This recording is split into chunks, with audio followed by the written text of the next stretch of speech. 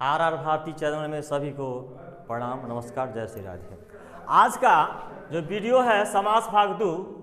आज समास भाग 2 में हम 5 समास का वर्णन करेंगे। जो सबसे इम्पोर्टेंट समास है उसके बारे में हम विस्तार से गहराई से समझावेंगे। टेक्निक पर ध्यान दीजिएगा हम क्या बोलते हैं। पहला है द्वंद्व समास, दूसरा है द्विगु समास, तीसरा है नन समास, चौथा कर्मधारय और पांचवा बहुब्रीहि समास। इस 5 समास पर वर्णन करेंगे। तो कहता है पहले आइए द्वंद्व समास बने होता है 2 या 2 से अधिक। देखिए यहाँ पर 2 ठो नाम है तो 2 हो गया, 1 2 3 3 ठो नाम है तो यही द्वंद्व समास में 2 नाम रहेंगे या 2 से अधिक रहेंगे, हाईएस्ट 3 रहते हैं। तो अब जानेंगे द्वंद्व समास में उभय पद, दोनों पद या सभी पद की प्रधानता रहती है। पॉइंट नंबर 1, क्वेश्चन नंबर जो पूछेगा, क्वेश्चन नंबर जो 1 पूछेगा तो उसमें पूछेगा आपसे यही कि द्वंद्व समास में है ना सभी पद किस समास में प्रधान होते हैं, या दोनों पद किस समास में प्रधान होते हैं, या उभय पद किस समास से प्रधान होते हैं। इसका उत्तर होगा द्वंद्व समास। ये VVI क्वेश्चन है, हम टिक लगाते जा रहे हैं, आप नोट कर लेंगे। केवल हमारे बात को श्रवण करें ऐसे याद हो जाएगा। अब देखिए 2 नाम है, इसको हम लिख देते हैं से अपोजिट, इसको कहते हैं OPPO है ना SITI। तो ये हो गया अपोजिट। अपोजिट माने हो गया कि जब नाम सेम नहीं रहेगा तो वह चाहे हिंदी हो चाहे संस्कृत हो वह द्वंद्व समास ही होगा। क्लियर। यहाँ पर क्या है, नाम है लेकिन सेम नहीं है, सामान्य अपोजिट नाम है। तो हम जान जाएंगे चाहे हिंदी हो चाहे संस्कृत हो, जब अपोजिट नाम रहेगा, जब सेम नाम नहीं रहेगा तो कौन समास होगा, द्वंद्व समास। क्लियर हो गया। अब यहाँ पर देखिए विसर्ग च का लोप हो जाएगा सब में। स के बाद च है तो स का विसर्ग हो जाता है, स के बाद च है विसर्ग का लोप हो जाता है। तो अब क्या हो गया, नाम के भी 2 गो, इसका द्विवचन कृष्ण कृष्ण तो राम कृष्ण, इसका विसर्ग च लोप हो गया, विसर्ग का लोप हो गया तो का कौ तो मृग का कौ। यह जो है स के बाद च दोनों लोप हो गया। इसका एक अपवाद होता है सूर्य चंद्र मसौ, याद पूछे हुआ इसलिए डाले हैं सूर्य चंद्र बसौ मान सूर्य और चंद्रमा। अब कहता है धर्मश्च अर्थश्च कामश्च, तो विसर्ग च लोप हो गया, विसर्ग च लोप हो गया, विसर्ग च लोप हो गया। तो क्या बता धर्म और अर्थ, तो म में क्या है अ है तो हो गया धर्मार्थ। यहां तक आइए। अब कहता है काम तो हो गया कामा, चूंकि काम का बहुवचन कामा, जैसे राम का राम तो काम का कामा, हम लास्ट में कामा लिख दिए, विसर्ग चौक हटा दिए तो म में अ है तो हो गया माँ, तो धर्मार्थ कामा, कोई दिक्कत नहीं है। अब आइए द्विगु समास। इसमें क्या कहता है, पहला पद या पूर्व पद संख्यावाचक होता है। क्या होता है, द्विगु समास में पहला पद या पूर्व पद संख्यावाचक होता है। यहाँ पर 3 लिखे, मतलब ये हो गया, पूछेगा आपसे बोर्ड में, अभी तक तो नहीं पूछा, कहीं पूछ दे कि द्विगु समास कितने प्रकार के होते हैं, तो सबकी पसीना छूट जाएगी कहाँ, परीक्षा भवन में। लेकिन आप याद कीजिए 3 प्रकार के होते हैं द्विगु समास। 3 प्रकार के होते हैं। पहला होता है तद्धितार्थ द्विगु, दूसरा उत्तर पद द्विगु, तीसरा समाहार द्विगु। लेकिन आपका जो पढ़ाई होता है यह समाहार द्विगु से पढ़ना है, समझ गए।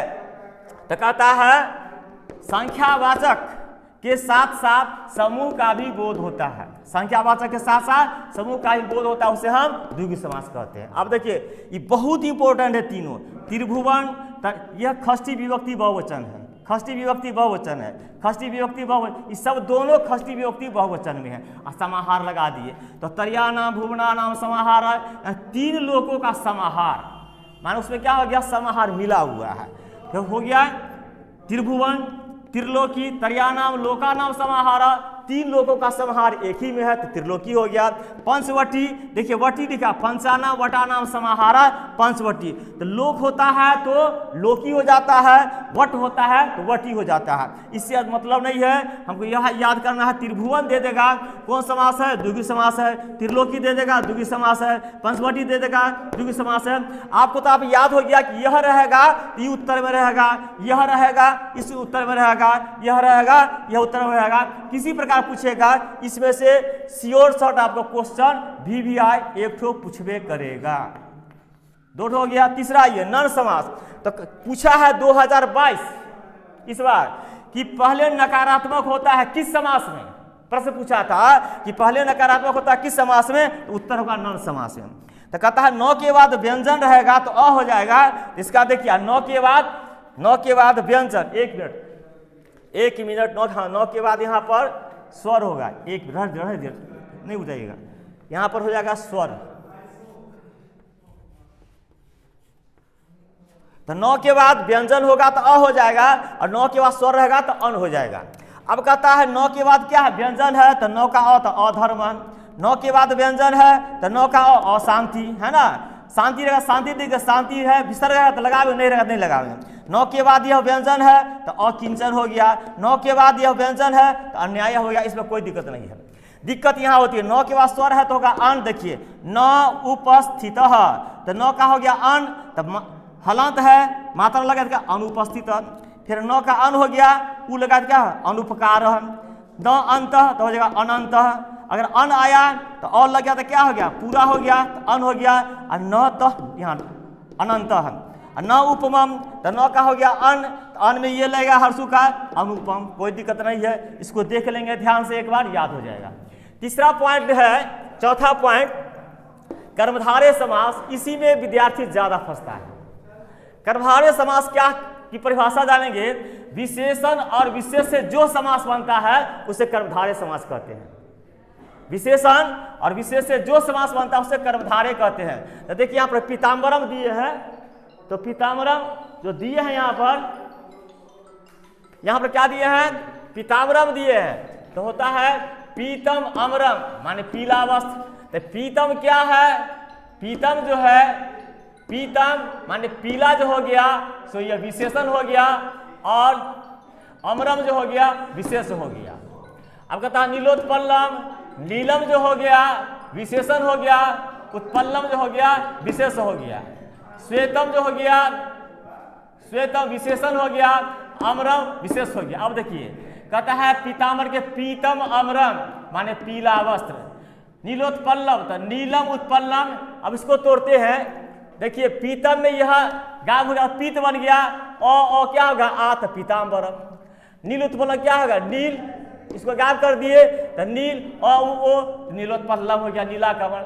श्वेताम श्वेतम, इसको हटा देते हैं तो क्या बच गया आ तो श्वेताम्बरम उजला वस्त्र। दिक अम्बरम तो दिक क्या हो गया, यह जो है प्रथम वर्ण है, तृतीय वर्ण तो दिगंबरम, क का हो गया ग, और जो है दिगंबरम तो दिशाही वस्त्र है।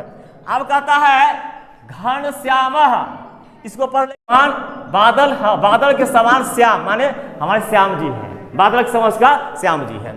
अब कहता है पुरुष व्याघ्र, पुरुष व्याघ्र इव सूर, पुरुष में व्याघ्र है लेकिन सूर है माने वह वीर है, उसे पुरुष व्याघ्र। नर व्याघ्र, नर व्याघ्र इव सूर, नर जो है सो व्याघ्र के समान है और सूर है तो हो गया नर व्याघ्र। इसमें से एक क्वेश्चन डाले हुआ क्या पूछे और देख लीजिएगा, पुरुष व्याघ्र दे देगा तो कर्मधारय हो जाएगा, नर व्याघ्र दे देगा कर्मधारय होगा, ई दे देगा, इसमें उत्तर रहेगा। अब आइए शोक सागर, तो शोक एक सागर, शोक ही सागर है। विद्या धनम तो विद्या एवं धन, विद्या ही धन है, ऐसा भी रहेगा तो कर्मधारय समास होगा। एक से जुटेगा शोक एवं सागर, कोई चिन्ह बता रहा है कि शोक करने से ही शोक का सागर हो जाता है, विद्या ही धन हो जाता है, जिसके लिए विद्या ही धन है तो हो जाएगा कर्मधारय। बहुवीरी जस बात है ज्ञान धनम, तो ज्ञान एवं धनम क्या हो गया यहाँ पर, ज्ञान एवं धनम, ज्ञान ही जिसका धन है तो वह कर्मधारय हो गया। अब आइए बहुवीरी समास, इसका परिभाषा होता है न पूर्व पद न उत्तर पद, अन्य पद की प्रधानता होती है, इसे हम बहुविधि समास कहते हैं। फिर समझिए 12 पूछता है कि अन्य पद की प्रधानता होती है तो कौन समास होता है जी, तो आप सीधे बहुविधि समास में टिक लगा देंगे, क्लियर है। अब आइए अब पीताम्बर में अंतर देखिए, जब इसमें बिंदु लगा रहे तो कर्मधारय होगा, अब विसर्ग लगा रहेगा तो यह बहुविधि समास होगा। इसमें इस सब में देखिए विसर्ग है, देखिए विसर्ग विसर्ग विसर्ग विसर्ग विसर्ग विसर्ग विसर्ग, इसमें सब में क्या है आधा म है। देखिए तो जब म से रहेगा अंत में तो कर्मधारय में टिक लगाइएगा, और जब विसर्ग रहेगा तो 110% ये बहुविधि समास होगा। इसी में कंफ्यूजन होता है। जैसे देखिए तो सिर्फ क्या चेंज होता है, पुल्लिंग में यश स, स्त्रीलिंग में यस्या सा। जैसे पीताम्बर पीतम अम्र यश माने पीला वस्त्र है जिसका वह विष्णु, फिर श्वेतांबरा, श्वेतम अम्रम यस्यासा, तो उजला वस्त्र है जिसकी, वह सरस्वती के लिए आया। लंबोदरः, लंबम उदरम यस्य, तो किसके लिए आया? गणेश के लिए आया। लंबा पेट है जिसका, वह गणेश है। कहा दिगंबर, दिग अमरम यस्य, देखिए दिगंबर यहाँ देखिए, तो पीताम्बरम में यहाँ क्या चल रहा था, पीतम अमरम दे दिया, सीधे क्या हो गया, इसमें म था तो हो गया कर्मधारय, इसे विसर्ग है तो हो गया ये बहुवीरी समाज। अब दिक्क, तो दिक्कम अमरम यस्य, तो क्या दिगंबर शिव जी का है, दिशाही वस्त्र जिसका है।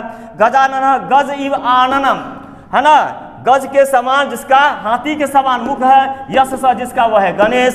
फिर कहता है दशानन, 10 आननानी, यश स रावण।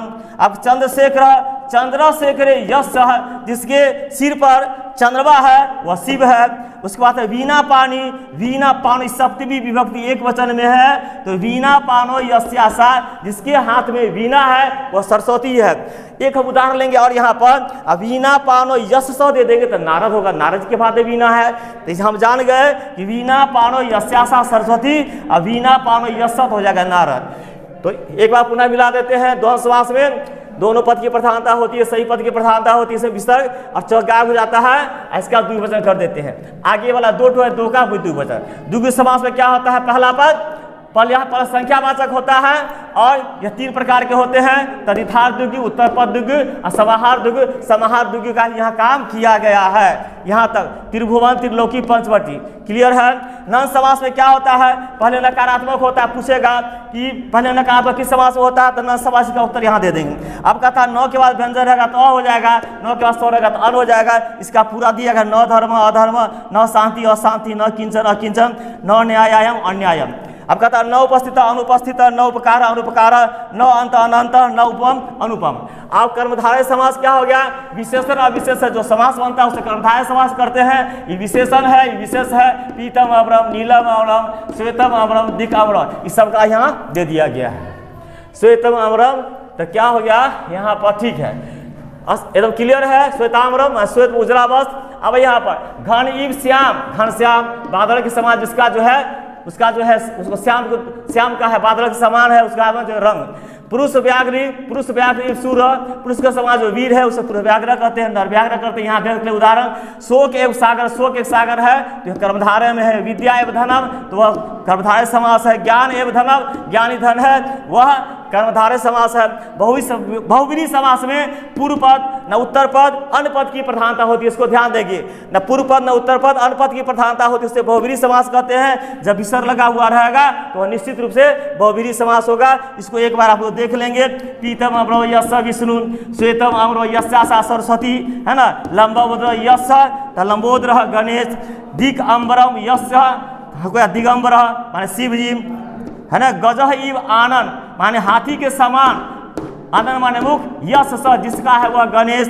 कहा 10 आनंद, तो 10 आनानी यश, 10 आनंद, 10 मुख है जिसका वह है रावण। कहता चंद्रशेखर, चंद्र माने चंद्रमा, यहाँ पर विसर्ग छूट गया, लगा देते हैं चंद्रशेखरे, चंद्रमा जिसके शिखर पर है यश वह शिव। कहता वीणा पानी, तो वीणा पानो यस्यासा सरस्वती, और वीणा पानो यशत हो जाए नारद। इन्हीं शब्दों के साथ आपको मैं फिर कहना चाहता हूँ, इस सारे समास को पढ़ लेंगे, 110% इनमें से 4 या 5 क्वेश्चन रहेगा बोर्ड में। जय श्री राधे, जय श्री राधे।